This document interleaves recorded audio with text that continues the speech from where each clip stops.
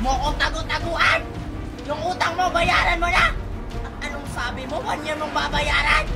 Kung ayaw mong lumabas dyan, tatawag ako ng barangay! Naku, yung utang ko ni Maring Mirit.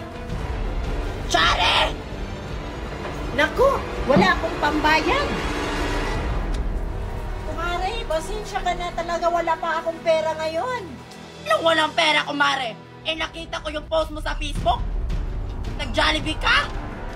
Ay naku kumare, sorry talaga, wala pa talaga akong pera. Bukas ka na lang babalik. Wala nang bukas, kumare. Dapat ngayon na. O sige kumare, gagawa ako ng paraan. Maghanap ako ng pera ngayon. Siguraduhin mo, Maria, na makakabayad ka ngayong araw. Kung hindi, ipapabarangay kita.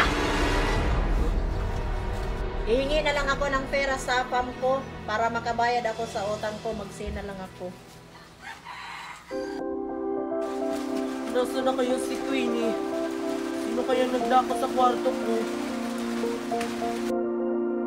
Oh, Diyos ko, yung kumare kong si Chari na yan. Pag hindi yan nagbayad mamaya ang gabi, ipapabarangay ko talaga siya.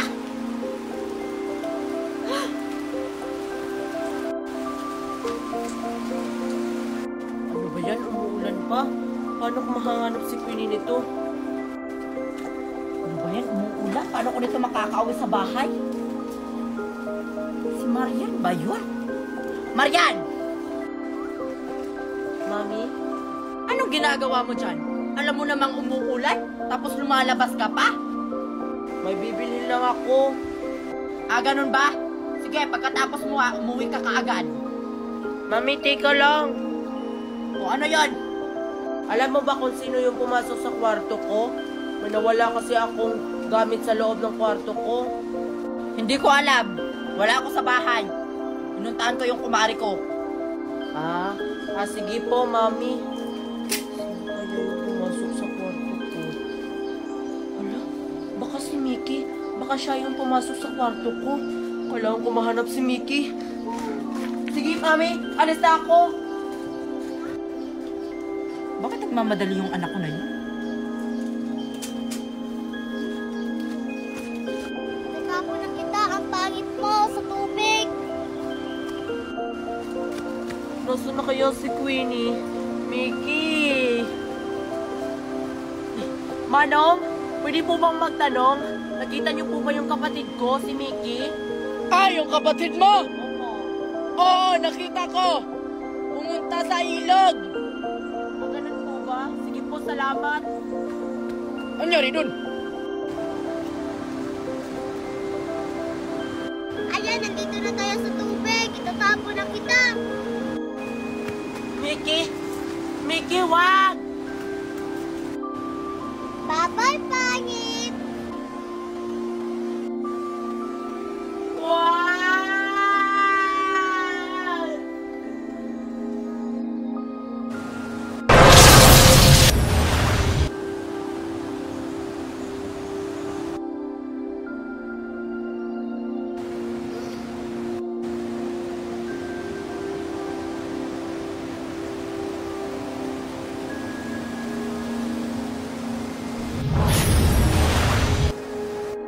Pulubing mangkukulam? Ikaw na po ba yan? Nag-iba po kayo ah. Hala, sino yun? Maraming salamat po sa pag-discuss kay Queenie. Hala, paano nangyari yun? Munti ka na yun ha. Buti na lang dumating ako. Kung hindi, baka nalunod na yan si Queenie. Basta, alagaan mo yung mabuti si Queenie ha. Basta siya lang ang nakakalam kung paano siya babalik sa dati. Mangkukulam na pulubi, bumalik po kayo. Hindi ka na yun, Queenie ha. Buti na lang dumating yung mangkukulam na pulubi para iligtas ka. Parang hindi naman siya mangkukulam, Marian. Diwata.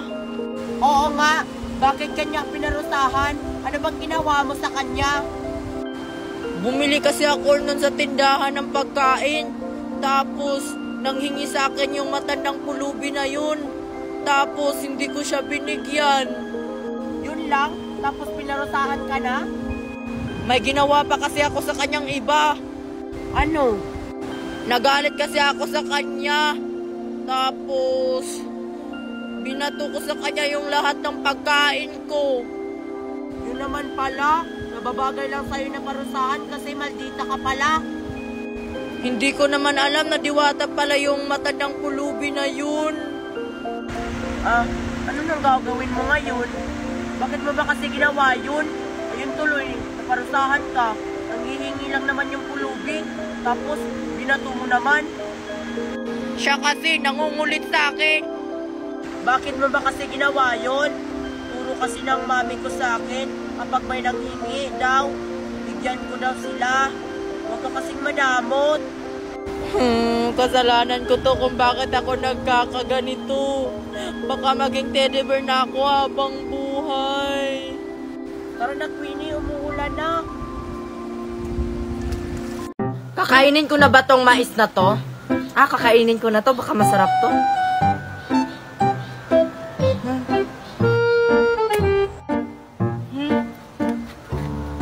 Hoy, Queenie, hindi ako manghihingi niyan, no?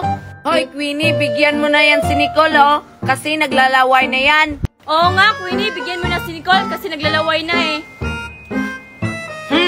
Hindi ko siya bibigyan, no? Kasi nung nakarang araw, hindi na ako binigyan ng ano nga yung kinakain niya, parang chichirya ata, kaya hindi ko siya bibigyan. Bahala ka dyan, Nicole. Binigyan kaya kita, Queenie. Inubos mo nga yung pagkain ko. Anong inobos? Hindi mo nga ako binigyan, di ba? Oo nga, Nicole, nakita ko kayo kahapon. Hindi mo binigyan si Queenie? Nakita ko nga kayong dalawa, Queenie at Nicole. Ikaw kasi, Nicole, bakit mo hindi binigyan si Queenie? Ayan tuloy, hindi ka rin niya bibigyan ngayon. Binigyan ko kaya siya kahapon. Baka nakalimutan mo lang, Queenie. Hindi ko nakalimutan yung kahapon, Nicole, no? Basta, hindi mo ako binigyan. Huwag na nga natin pag-usapan yun, Queenie. Ang mahalaga ngayon kung bibigyan mo ako ng mais mo. Kasi mamaya, bibili ako ng chocolate sa may tindahan. Bibigyan kita. Queenie, huwag kang maniwala sa kanya. Baka biro lang yan. Hindi ka talaga bibigyan niya. Baka totoo na yan, Queenie. Bibigyan ka na ni Nicole. Hindi ako naniniwala kay Nicole, Joshua. Kahit anong gawin mo pa dyan, Nicole, hindi ako naniniwala sa'yo. Hindi kita bibigyan. Bahala ka. Maglalaway ka sa chocolate ko mamaya. Whatever! Kahit madami pa yung chocolate mo, hindi ako maglalaway, no? Bibili na lang ako sa tindahan na mas marami pa kesa sa chocolate mo! Oh, Joshua, nag-aaway na yung dalawa, oh. Tara, uwi na tayo. Tatara, iwanan na natin yan. Ay, okay. Isang karton yung bibilhin kong chocolate. Tingnan ko lang kung hindi ka maglalaway mamaya. Bakit naman ako maglalaway? Hindi ka pa nga nakakabili ng chocolate. Basta ngayon, ikaw yung maglaway. Tingnan mo. Mais, oh. Sarap na mais ko, Nicole. Huwag mo naman akong painggitin yan. Kasi favorite ko yung mais. Ikaw yung maglaway dyan.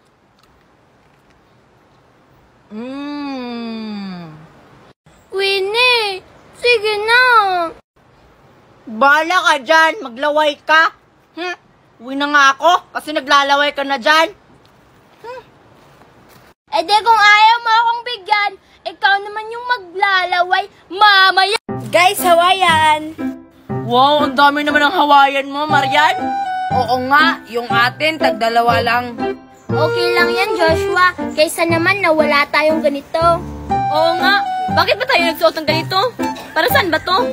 Lapit na yung festival natin. Kailangan mag-practice na tayo ng Hawaiian dance. Kaso, Marian, hindi kami marunong sumayaw. Tuan mo na lang kami, Marian. Ikaw naman ang marunong dito. Uy, mas marunong kaya ako kaysa kay Marian. Marunong daw? Hindi pa ka namin nakitang sumayaw eh. Mas marunong pa kaya si Marian kaysa sa'yo. Oo nga, guys. Gusto niyo yung sample? Sige nga, Marian. Sample nga kung marunong ka ba talaga ng sawayan. Sige, ito na. Music. Samina-mina, wako ka, Samina-mina, tamania, at saburotiko. Oh, ano, Nicole? Di ba mas magaling si Marian? Sige, ikaw naman, Nicole. Sample. Sige Sige, eto na. Music please. Una,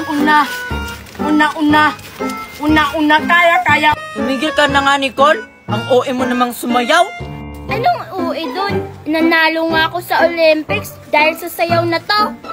Ikaw, Queenie, marunong ka. Oo, kaso ayoko muna ipakita sa inyo yung talent ko. Sa akin guys, hindi kayo magtatanong? Bakit? Marunong ka bang sumayaw, Ivana? Hindi pa nga ka namin nakitang sumayaw. Oo nga. Sige nga, Ivana, sample ka nga kung marunong ka bang sumayaw. Hoy guys, wag nyo na yung pilitin. Hindi naman yan marunong sumayaw. Oo nga, kapag pasalihin natin yan sa sayaw natin, nakakasira lang yan sa grupo natin sa Ivana. Bahala kayo, hindi kayo makikinabang sa talent ko. Mahimik na nga kayo dyan. Tara, mag-practice na tayo. Ayoko na lang sumali sa inyo, Marian. Kayo na lang. Ang papangit nung sumayaw. Ako rin, baka hinahanap na ako ni Mami. Uy, antayin niyo ako, Queenie at Joshua. Ang pangit ng grupong ito, hindi na rin ako sasali. So paano yan, Marian? Tayo na lang dalawa. Hindi na lang ako tutuloy sa festival, Ivana. Ikaw na lang. Sayang yung premium, Marian. 1 million pa naman. 1 million ba? Yung nakalagay sa listahan ay piso lang. Mali ata yung nakita mo sa listahan, Marian. Basta yung nakita ko, 1 million. Gaano pa yan kalaki ang premyo? Hindi talaga ako sasali. Ikaw na lang mag-isa. Kung ayaw nyo sa 1 million, akin na lang, mainggit kayo.